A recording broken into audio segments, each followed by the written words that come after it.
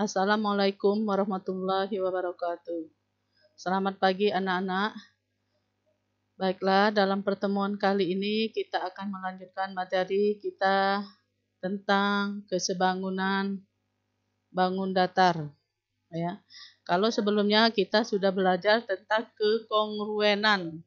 Kalau dia kekongruenan itu adalah bangun datar yang memiliki sisi-sisi yang bersesuaian sama panjang, kemudian sudut-sudut yang bersesuaian sama panjang. Berarti dua bangun datar itu sama persis.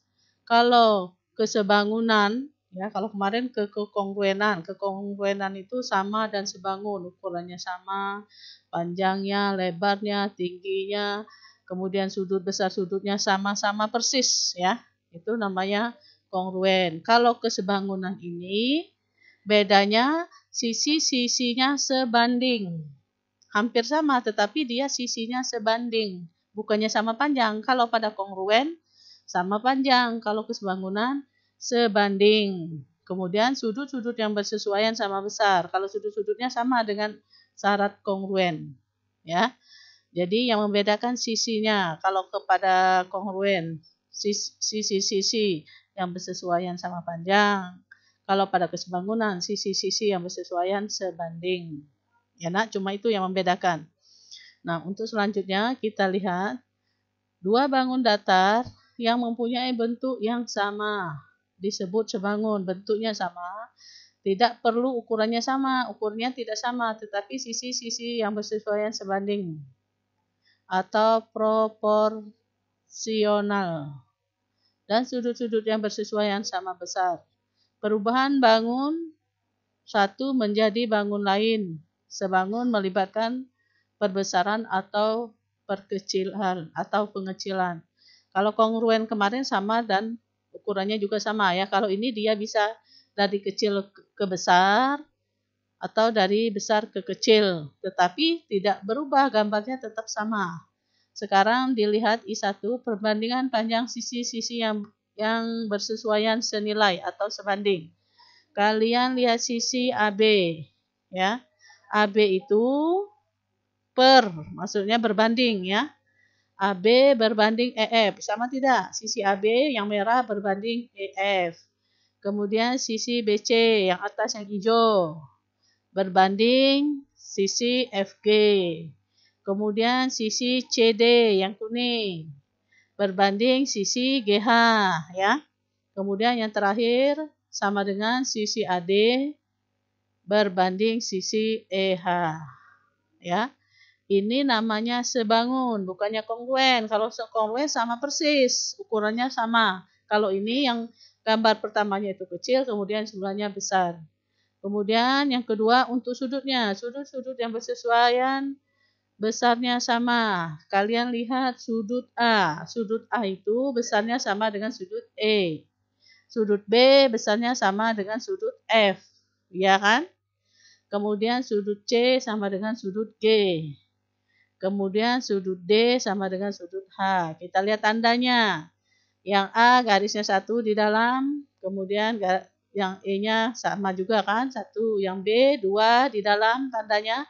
F-nya 2, kemudian C, tanda seperti angka 0, kosong ya, sama dengan G. Kemudian yang D, tanda titik dibuletin, dipenuhkan, tidak kosong, sama dengan sudut H. Sekarang, jika bangun ABCD dan EFGH memenuhi kedua syarat tersebut, maka bangun ABCD dan EFGH sebangun. Dinotasikan dengan ABCD sebangun, ya. Ini membacanya sebangun. ABCD sebangun dengan EFGH. Jika bangun ABCD dan EFGH tidak memenuhi kedua syarat tersebut, maka bangun ABCD dan EFGH tidak sebangun. Dapat ditulis atau dinotasikan dengan ABCD, ya. Ini tidak sebangun EFGH. Itu notasinya, ada tanda garisnya ya. Kalau sebangun lengkungan itu aja seperti S terbalik. Ya. Huruf S didatarkan. Kalau ini ada tanda garisnya berarti tidak sebangun. Selanjutnya kita lihat contoh. Menentukan sisi-sisi dan sudut-sudut yang bersesuaian. Sama saja, perhatikan gambar dua bangun sebangun di bawah ini. Tentukan sisi-sisi yang bersesuaian. Sisi-sisi yang bersesuaian. PQ, lihat abjadnya. PQ yang atas bersesuaian dengan EF. Kemudian QR sama dengan FG. RS bersesuaian dengan GH. ST, ini tidak kongruen ya, sebangun ya. ST bersesuaian dengan HI. Kemudian TU bersesuaian dengan IJ. Kemudian yang terakhir UP bersesuaian dengan JE. Kemudian sudutnya, sudut-sudut yang bersesuaian. Sudut P bersesuaian dengan sudut E. Sudut Q yang atas bersesuaian dengan sudut F. Sudut R bersesuaian dengan sudut G. Sudut S bersesuaian dengan sudut H. Ya. Kemudian sudut T bersesuaian dengan sudut I. Dan yang terakhir sudut U, lihat yang bawah kiri, bersesuaian dengan sudut J. Bersesuaian. Ya. Kemudian lihat lagi contoh yang kedua. Cuma melihat saja kalian, tapi diperhatikan. Ini sudah ada, diketahui panjangnya berapa, tingginya berapa gitu ya. Mengidentifikasi dua bangun sebangun. Perhatikan gambar di bawah ini. Manakah pasangan persegi panjang yang sebangun? Ya, ya dilihat ini segitiga ABCD, kemudian EFGH, IJKL. Nah, sekarang kalian lihat yang sebangun. Ya, ini sudah ada panjangnya 12, gambar yang I1, tingginya 8. Kalau yang I2, panjangnya 8, tingginya 6. Ya, kemudian yang ketiga, panjangnya walaupun ini tetap persegi panjang ya. Dia berdiri. Kalau yang gambar I1 tadi mendatar, kemudian kalau yang I3 ini berdiri. Tetap kalau dia panjang berbanding panjang nanti, ya. Kita melihat gambarnya. Kalau dia panjang berbanding panjang, kalau tinggi dia berbanding tinggi. Sekarang kita lihat. AB, sisi AB itu sebanding dengan DC. Lihat DC. AB itu panjangnya sama dengan DC. Sama panjangnya kan? Kemudian AD sama panjang dengan BC. Lihat persegi panjang 1 dan persegi panjang 2 dulu. AB berbanding EF sama dengan DC berbanding HG. Sama dengan AB-nya tadi berapa? Kita masukkan. Panjangnya 12. EF-nya berapa? Masukkan 8. Sama dengan DC-nya berapa? 3. Kemudian HG-nya sama dengan 2. Ya. Kemudian selanjutnya AD, lihat panjang AD berbanding EH sama dengan BC berbanding FG. Kita masukkan A ke D-nya berapa? 8. E ke H-nya 6. Sama dengan BC-nya 4. Lihat ya. BC 4. Kemudian FG sama dengan 3.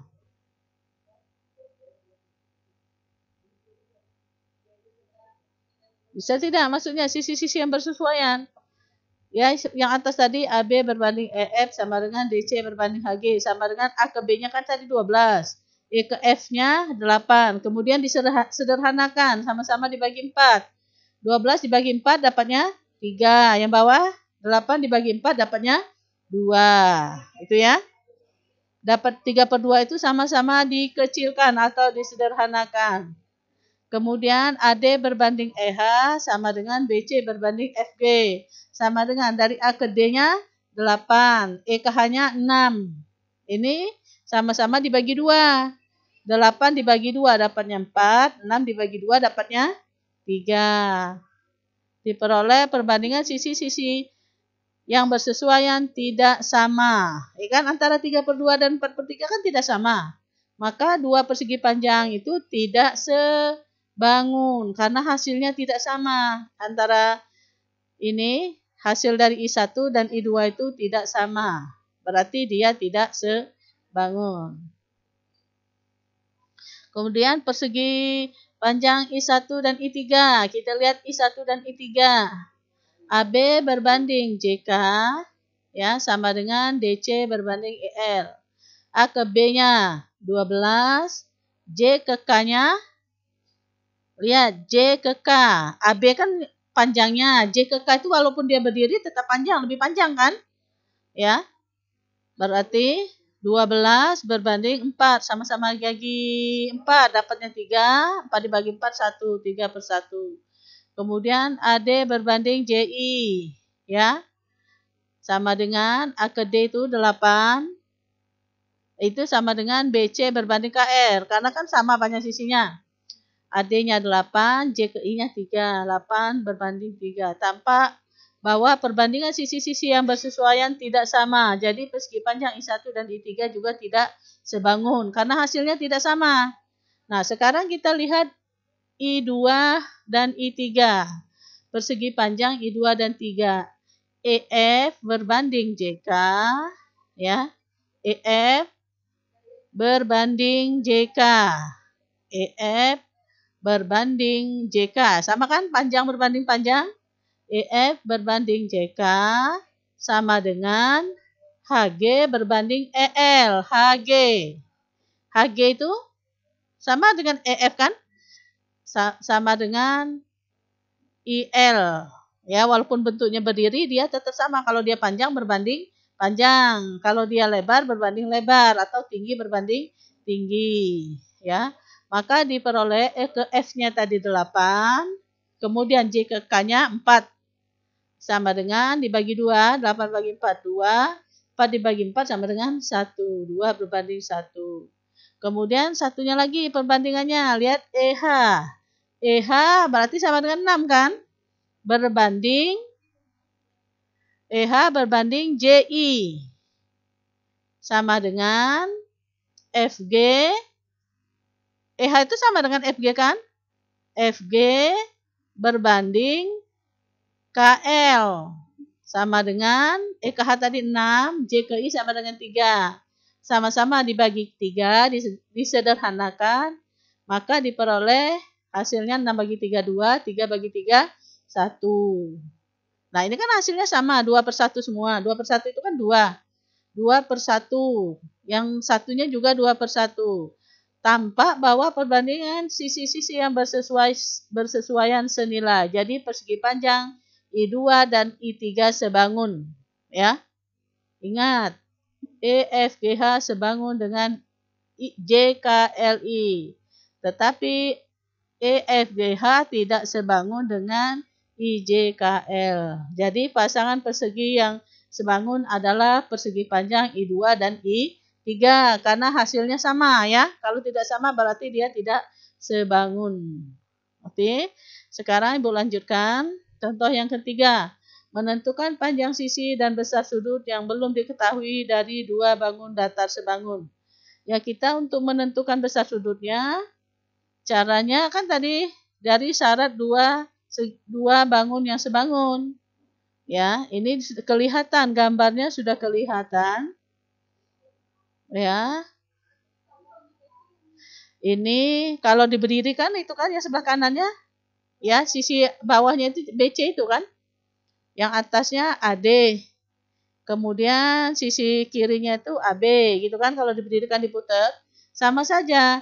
Yang pertama nilai X, Y, dan Z. X-nya itu sama tidak dengan sudut C. X-nya. X-nya sama dengan sudut C kan? X itu sudut G. Sudut G itu sama dengan sudut C. Berarti dia berapa? 22,6. Ya enggak? Sudut G sama dengan sudut C. Berarti X-nya itu sama dengan 22,6. Kemudian apalagi yang ditanyakan? Sudut Y. Coba lihat Y, abjadnya Y. Y itu sama tidak dengan Z? Sama kan? Nah, kalau kita mencari sudut Z, itu caranya kalau besar sudut pada segi 4 itu jumlahnya 360. Ya, atau pelurusnya. Sudut D sama dengan 180 dikurang, kan pelurusnya, ini kan di bawahnya itu A dan B-nya itu 90. Kalau ada tanda seperti itu, siku-siku 90. Berarti sudut Y-nya itu pelurusnya. Pelurus dari sudut C. Sudah ada 22,6. Berarti 180 derajat dikurang sudut C. Y sama dengan, berarti 180 derajat dikurang X tadi. Besar sudut X. Kan sudah kita peroleh X-nya tadi, 22,6. Berarti sama dengan 180 derajat dikurang 22,6. Sama dengan 157,4. Mengapa? Nah, ini ngerti tidak kalian dari mengapa? Karena sudut H itu sama dengan sudut D. Maka sudut Z itu sama dengan sudut Y. Dari gambarnya kan sudah kelihatan. Sudut Z itu sama dengan sudut Y. Maka sudut Z 157,4.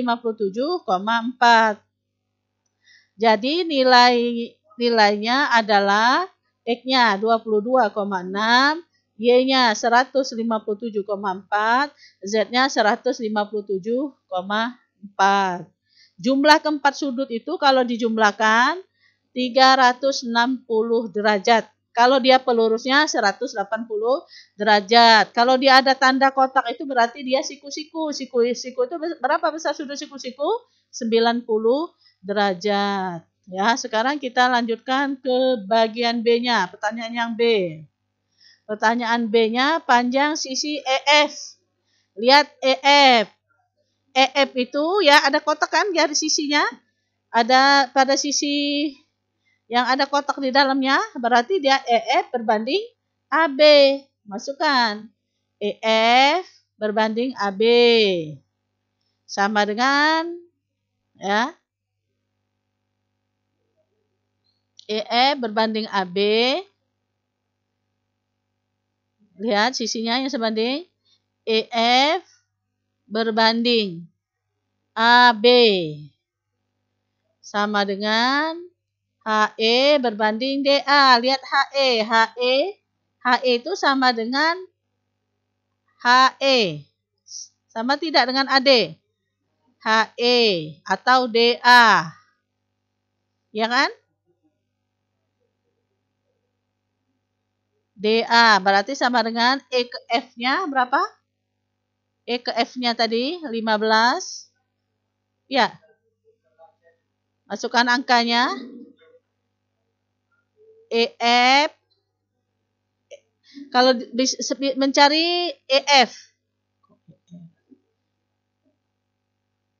Yang B ini kan pertanyaannya mencari EF, BBC, dan HG. Ya. Kemudian EF itu berbanding AB sama dengan FG berbanding BC, lihat abjadnya, sama dengan GH berbanding CD, sama dengan lagi, kan ada 4 sisinya, HE berbanding DA. Pada gambar diketahui HE-nya itu berbanding DA, 15 berbanding 20, yang sudah ada angkanya, disederhanakan sama-sama dibagi 5, sama dengan 3, 20 itu dibagi 5 dapat 4. Jadi, EF berbanding AB sama dengan HE berbanding DA, sama dengan 3 berbanding 4. Sehingga EF-nya kan diketahui, EF-nya mau dicari. Per DKA-nya tadi 16, kemudian masukkan 3/4. Untuk mencari EF, kalian silang kan? EF sama dengan 16 kali 3 dibagi 4. Langsung saja, 16 dibagi 4 kan 4. 4 kali 3 sama dengan 12. Ngerti? Perbandingan sisi-sisi yang sebanding ya. Cari sisi-sisi yang sebanding. Kemudian selanjutnya menghitung panjang BC-nya. Panjang BC FG berbanding BC sama dengan berapa tadi? 3 berbanding 4. Berarti FG-nya tadi 20 berbanding BC sama dengan 3/4. Untuk mencari BC kalikan silang. BC ya sama dengan 20 dikali 4 dibagi 3 sama dengan 26 2/3. Ya, untuk selanjutnya kita mencari sisi miringnya. Kalau sisi miringnya dia menggunakan Pitagoras. Caranya ya sama, kemarin sepertinya sudah ya pada tugas yang kemarin. Untuk mencari sisi HG, buat garis bantuan, misalnya H ke 0 seperti pada gambar di samping, sehingga FO dilihat FO itu kan sama dengan EH. Sama dengan EH sama dengan 15. H ke O tingginya sama tidak dengan E ke F? Sama dengan 12. Untuk mencari OG, OG-nya itu ya OG yang pendek setelah tarik putus-putus, OG-nya itu dari FG tadi ya 20, FG dikurang FO, FG-nya tadi yang bawah yang panjang 20 dikurang yang atas, yang pendeknya 15 kan bentuk persegi dia kan? Sama dengan 5. Setelah itu baru kita masukkan ke Pitagoras. Gunakan teorema Pitagoras untuk menghitung panjang HG. HG sama dengan akar dari, kalau sisi miring yang panjang, berarti HO kuadrat ditambah UG kuadrat. HO-nya tadi sama dengan EF, 12 kuadrat ditambah 5 kuadrat. Sama dengan akar 12 kuadrat, 144 ditambah 5 kuadrat, 25. Ditambahkan akar dari 169. Berapa akar 169? Sama dengan 13.